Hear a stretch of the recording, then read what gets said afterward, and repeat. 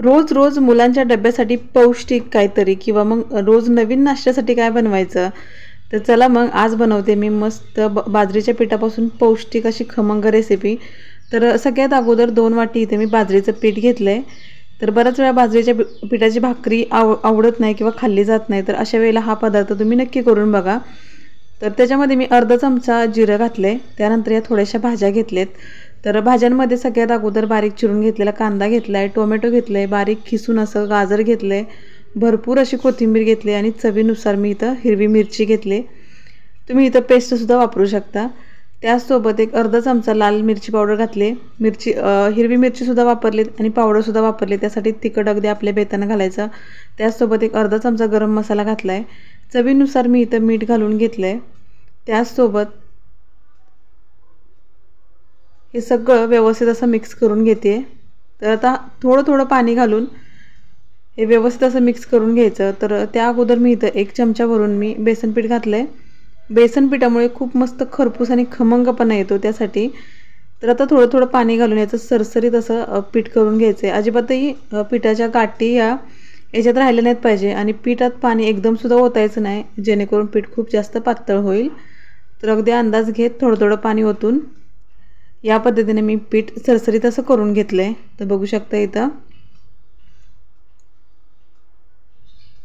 त्याचसोबत एक मोठा चमचा इथं मी तीळसुद्धा घालते. खूप छान मस्त असं लागतं. आता परत हे सगळं पीठ मी व्यवस्थित असं मिक्स करून घेतलं आहे. तवा गरम करायला ठेवलायला.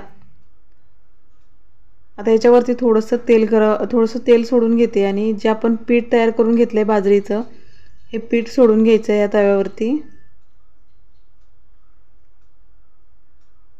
खूप जास्त जाड नाही किंवा खूप जास्त पातळ नाही, अगदी मध्यम असं पीठ सोडून घ्यायचे आहे. जसं आपण उत्तप्पा बनवतो त्या पद्धतीने इथे पीठ थोडंसं पसरवून घेते. तर इथं आज आपण बनवूया बाजरीच्या पिठाचा मस्त खमंग उत्तप्पा. तर या पद्धतीने पीठ व्यवस्थित असं सोडून घेतलं आहे. आता झाकण घालते आणि 1-2 मिनटं बारीक गॅसवरती मी वरची पूर्ण बाजू सुकेपर्यंत शिजवून घ्यायचे आहे. तर इथं बघू शकता खूप मोठा गॅस करायचा नाही, आपण इथे पीठ वापरलं आहे. तर आतून कच्चं नको राहायला, त्यासाठी अगदी बारीक गॅसवरती किंवा मध्यम गॅसवरती भाजून घ्यायचं आहे. तर दुसऱ्या बाजूने मी हे पलटवून घेतलं आणि तुम्ही रंग बघू शकता, जाळी पण बघू शकता, खूप मस्त अशी आली आहे.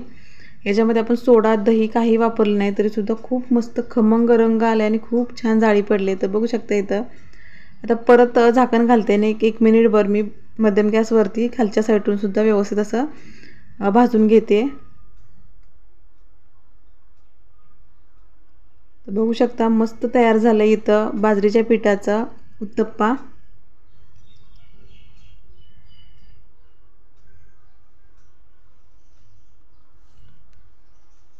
तर अशाच पद्धतीने मी अजूनसुद्धा करून घेते. तर तेल आपल्या आवडीनुसार कमी जास्त इथं वापरू शकता किंवा तेलाच्या ऐवजी तुम्ही तूप किंवा बटर पण वापरू शकता. थोडंसं तेल तव्यावरती घातलं आणि हे पीठ असं पसरवून घेतलं आहे.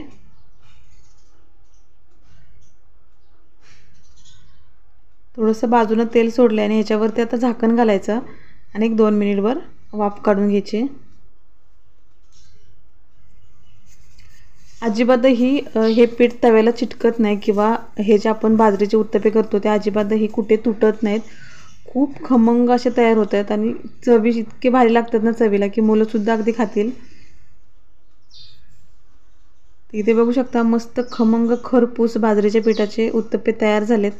तर रेसिपी कशी वाटली, आवडली असेल तर नक्की एकदा करून बघा. तर चला भेटू परत छानशा रेसिपीसोबत.